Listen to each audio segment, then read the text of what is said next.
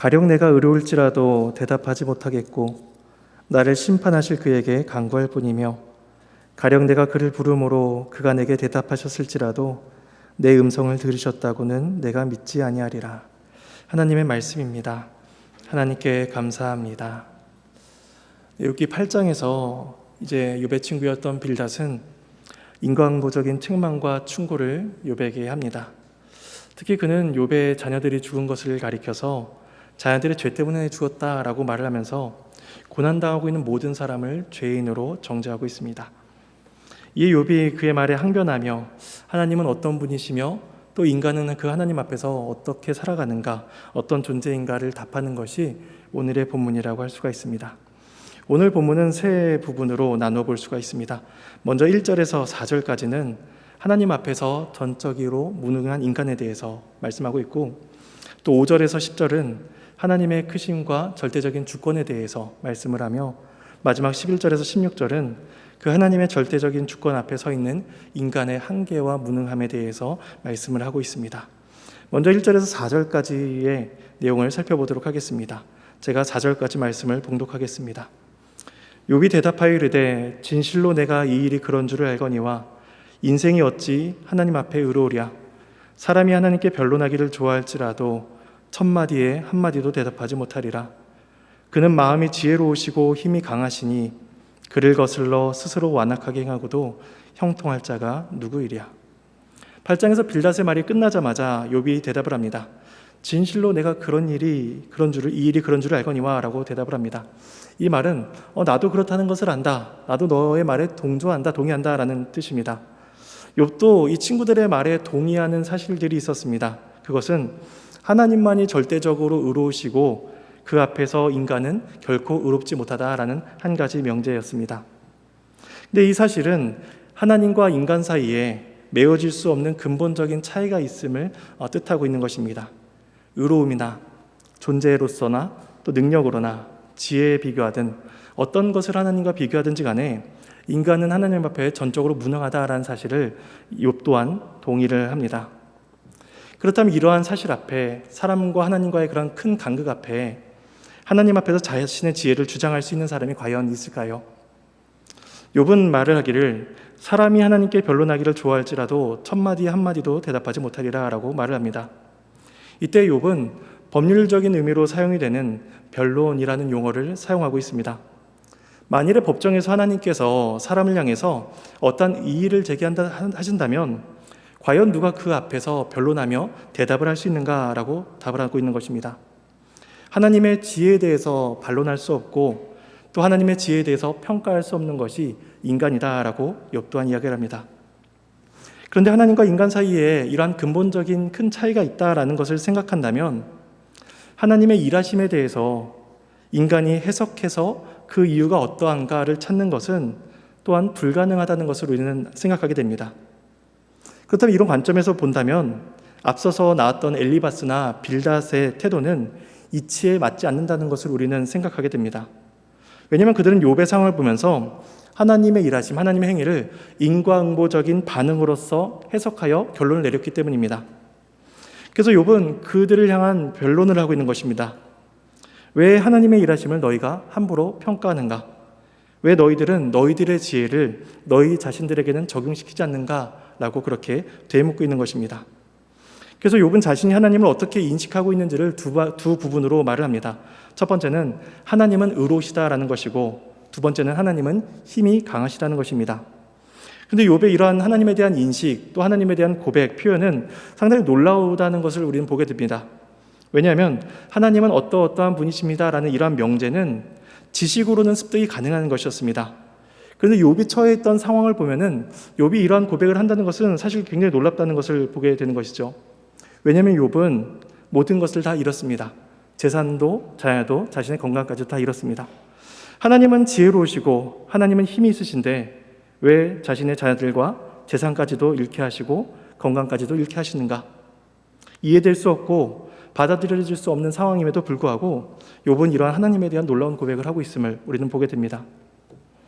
이러한 욥의 고백은 하나님에 대한 단순한 지식적인 이해나 지식적인 동의가 아니라 삶의 모든 정황들 속에서 고백되어졌다는 사실을 생각할 때 굉장히 살아있고 굉장히 진실한 신실한 신앙이다라고 할 수가 있는 것이죠.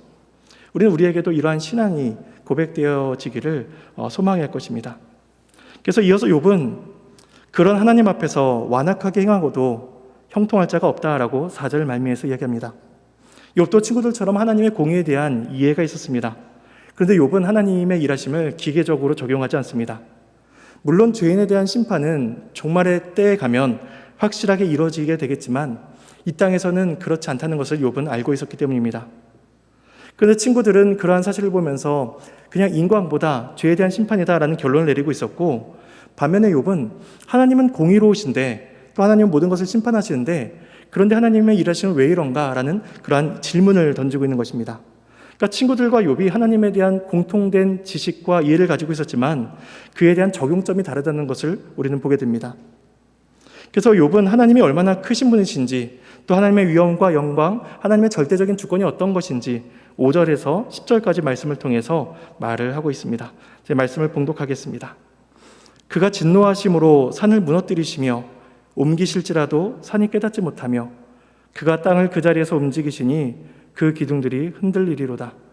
그가 해를 명령하여 뜨지 못하게 하시며 별들을 가두시도다. 그가 홀로 하늘을 펴시며 바다 물결을 밟으시며 북두성과 삼성과 묘성과 남방의 밀실을 만드셨으며 측량할 수 없는 큰 일을, 셀 수 없는 기이한 일을 행하시느니라. 이러한 논증, 이러한 고백은 사실 앞선 친구들에게서도 나타났던 고백입니다. 유사면이 있습니다. 왜냐하면 엘리바스 경우는 5장 10절에서 하나님은 땅에 비를 내리시고 그 물을 밭에 보내신다라는 그 자연현상을 고백을 합니다. 그 빌닷도 8장 11절 이하에 보면은 갈대, 새순, 거미 이런 것들을 통해서 하나님의 섭리, 자연현상을 통한 하나님의 섭리를 이야기합니다. 그런데 그 두 친구는 그러한 자연현상을 통해서 이야기하는 게 뭐냐면 죄인을 벌하신 하나님의 공의의 능력을 이야기하는 것이죠. 하나님의 자연현상을 봐라. 하나님께서 이렇게 다스리시니 분명히 죄인들을 벌하신다라고 이야기하고 있는 것입니다. 반면에 욥은 똑같이 하나님의 크심과 하나님의 주권을 말함으로써 그것을 통해서 창조주와 피조물 간의 차이를 말을 하고자 합니다. 또한 친구들은 비나 농사, 풀, 나무뿌리 이런 것들, 일상에서 보이는 일종의 법칙들을 가지고 하나님의 능력을 예로 들었습니다. 5장과 8장에서. 근데 욥이 드는 예는 그 친구들의 예보다 훨씬 더 광범위하며 그 스케일이 훨씬 더 커지는 것을 보게 됩니다.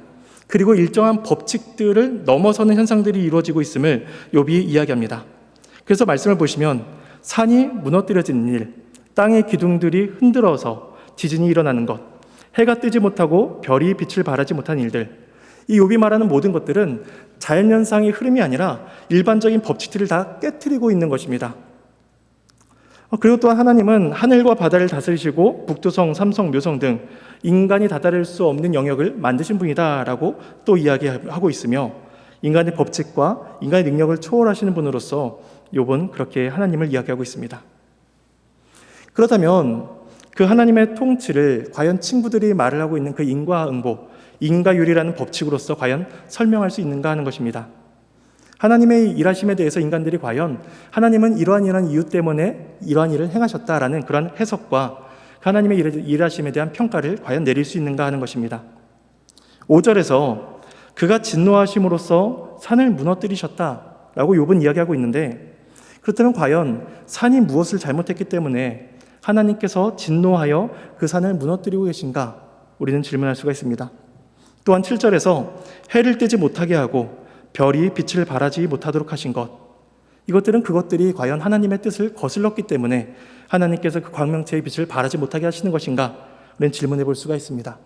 그런데 이에 대한 답은 그렇지 않다는 것입니다. 그래서 욥이 말을 하고자 하는 것은 인과응보의 원리로서 설명될 수 없는 세계가 하나님의 주권 아래에 있다는 것입니다. 그래서 절대 주권을 행사하시는 그 창조주 하나님을 인간은 결코 이해할 수 없다는 그 결론이 10절에서 주어지고 있습니다. 10절에 욥은 이렇게 얘기합니다. 측량할 수 없는 큰일, 셀 수 없는 기이한 일을 행하시느니라. 그런데 재미있는 것은 5장 9절에서 엘리바스가 이 표현과 완전히 똑같은 표현을 합니다.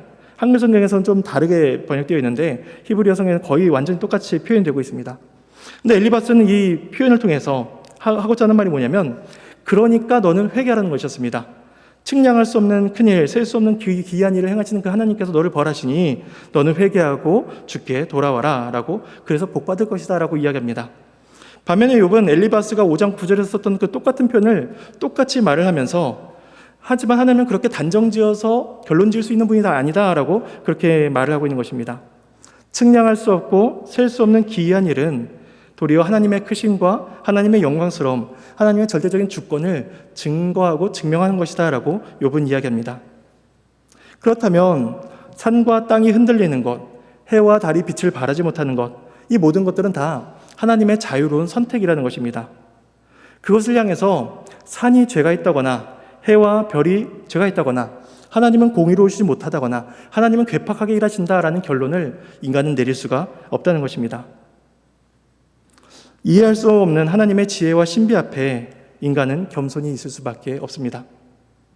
마찬가지로 욥은 자신이 겪고 있는 상황도 그러하다라고 말을 합니다. 자신이 겪고 있는 고난도 죄의 결과가 아니라 그저 하나님의 자유로우심의 결과라는 것입니다.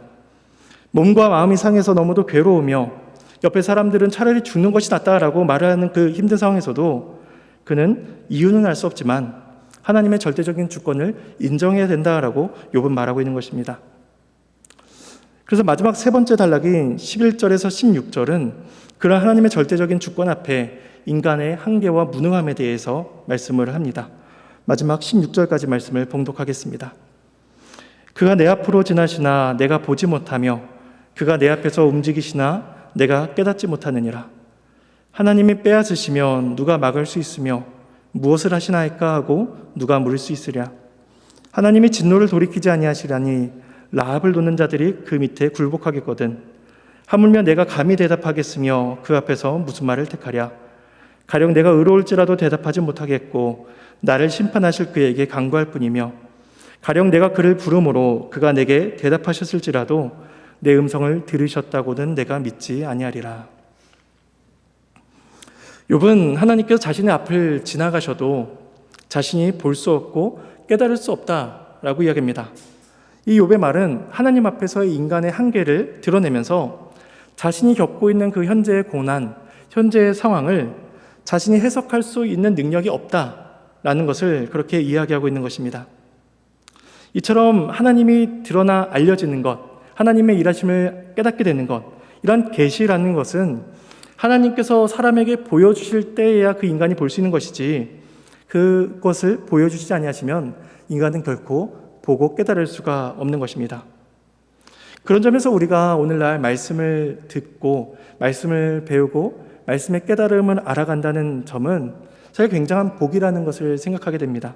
하나님께서 이 성경 말씀을 통하여서 하나님과 구원에 대한 놀라운 계시를 주시고 그 말씀을 통해서 주께서 원하시는 교훈을 뜻을 알려주시니 우리가 이 말씀을 대하는 것이 매우 큰 은혜임을 생각하며 그 말씀으로 인해 늘 상고해야 할 것입니다. 그래서 12절 14절에서 말씀하듯이 하나님이 빼앗으시면 그 이유를 감히 물을 수 있는 자가 없고 하나님이 진노를 나타내시면 그 앞에 대답할 수 있는 자가 없다라고 이야기하게 됩니다. 13절에서 말하는 이 라합은 하나님을 대항하는 무리를 뜻합니다. 사단과 같은 자들인 것이죠. 그래서 이사야 51장 9절이나 시편 89편 10절 등에서 이 라합의 심판에 대해서 언급이 되고 있습니다. 욥은 하나님께서 하나님을 대항하는 라합과 그 라합을 돕는 자들조차도 굴복하게 하시는 절대적인 주권을 갖는 분이다라고 이야기합니다. 따라서 욥은 잠잠할 수밖에 없습니다. 그리고 하나님 앞에 은혜를 구할 수밖에 없습니다. 그래서 이야기하기를 자신이 의로울지라도 하나님께 감히 대답할 수 없고 그에게 간구할 뿐이다라고 이야기합니다. 의로울지라도, 하나님 앞에 아무리 의로울지라도 자신이 감히 하나님 앞에 나아갈 수가 없다라고 이야기합니다. 16절에서 내게 대답하셨을지라도 내가 믿지 아니하리라 라는 것은 하나님의 그 주권 앞에서 자신의 처지를 고백하고 있는 말입니다. 자신이 기도할지라도 사실 크신 하나님께서 자신의 기도를 들어주실 의무가 없다는 것입니다. 그리고 하나님께서 어떠한 방식으로서 응답하실 텐데 그 응답하시는 그 해석을 자신이 할 수 있는 능력이 없다라고 이야기합니다. 기도에도 하나님의 뜻을 자신은 알 수가 없는 것이죠. 만일에 이것이 16절이 욥의 불신앙적인 태도였다면 그는 기도할 이유조차 찾지 못했을 것입니다. 그런데 욥은 앞에서 이야기했듯이 자신은 비록 하나님을 알지 못하고 보지 못하고 깨닫지 못하지만 또 그 하나님의 일하심을 해석할 능력이 없지만 또 하나님께 나아갈 의와 자격이 없지만 그럼에도 나를 심판하실 그에게 간구할 뿐이다 라고 15절 말미에서 이야기하고 있는 것입니다. 이처럼 욥은 자신의 상황을 또 그것을 다 알 수 없지만 그럼에도 하나님에 대한 이해와 지식을 가지고 있으며 또 그 하나님을 향한 신실한 자세를 가지고 있음을 우리는 보게 됩니다. 욥은 그런 하나님께 오늘도 매달리고 있으며 또 자신의 그 모든 간구를 주 앞에 올려드리고 있는 것입니다. 이제 이런 말씀에 대한 기도 제목을 가지고 3가지 정도를 간단하게 정리하고 함께 기도하시겠습니다. 첫 번째 기도 제목은 하나님에 대한 진실한 고백이 우리들의 지적인 수준에서 그치지 않고 삶의 모든 정황들 속에서 고백되어져야 한다는 것입니다.